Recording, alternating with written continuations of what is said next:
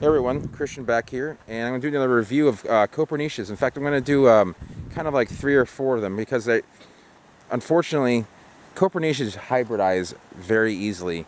And if you're going to collect seed of a Copernicia in a botanical garden, you have to make sure really it's the only one around for a few hundred yards at least, because they easily hybridize and they produce plants that kind of they're kind of confused. They're not really one plant or another, and this is a good example here. This is a Copernicia that was collected off of Copernicia baileyana, which would be that plant right there.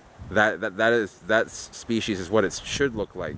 However, this leaf is much softer, not upright, and you can see it's a little costa palmate. When I say costa palmate, if you see that bend right there in the leaflet in the middle, that bending in, that is typical of a costa palmate leaf. For example, a palmetto is a costa palmate leaf, where baileyana is just a straight palmate leaf. There's no bend in the middle there.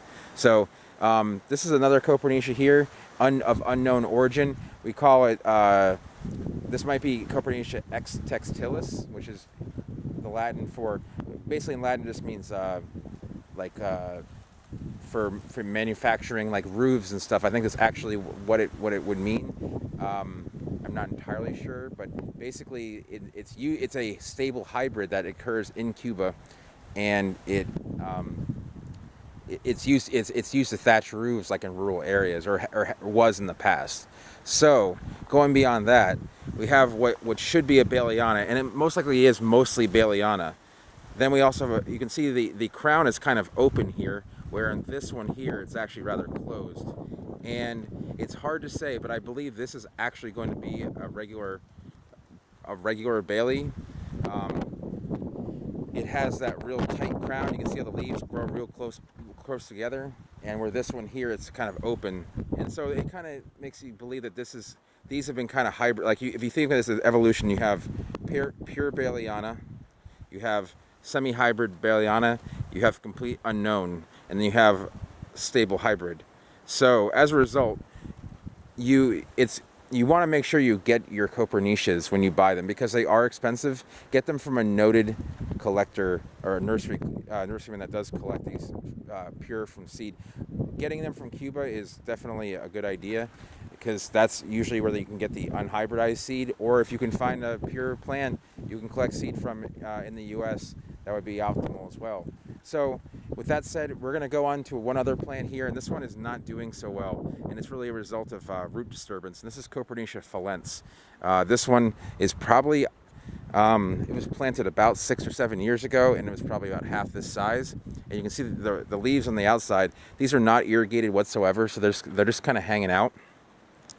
But you can see it has a much larger fan. This is a pure Copernicia fallaensis, which is a good thing. It's hard to find pure Copernicia fallaensis. It's native to, these by the way are all baileyana, the cross. They're all native to Cuba. Fallaensis is native to a place called Falla. So it's in Spanish, it should be Copernicia fallaensis. But Falla is a little, I don't know if it's a town or just a municipality, but this plant is probably considered the most sought after of Copernicias because of its massive leaves. I will show you a better specimen of it in a different vlog, but this is one sitting right here. And if you go down over here as well, there's actually a couple. These are both baileyana hybrids. You see that open crown. It doesn't have that tight crown as we see over here. Let's go back. And this tight crown, you can see, you can't see really where the leaves are coming out from. And that's typical of a real baileyana. It has very symmetrical, tight leaves, a tight crown, and has that color. It's like a bluish silver. And that's really what makes baileyana sought after. You know, that's a real nice plant. Hopefully, it's also growing a lot slower than all the other ones, which just makes me believe that it is 100% pure. The hybrids grow faster. They have what's called hybrid vigor. So I'll talk more about hybrids and hybrid vigor in another vlog again. But I wanted to discuss these plants here. I might do a separate vlog on baileyana and fallaensis, but these were all kind of put together, so I wanted to show all these Cuban Copernicias here. So anyways, I'll leave that video there. I hope you enjoyed it. Give the thumbs up if you also enjoyed it. I'm sorry. give a thumbs up if you did enjoy it. Leave a comment down below. if you have any questions about Copernicias, and go ahead and subscribe to watch more videos like this. And have a nice weekend.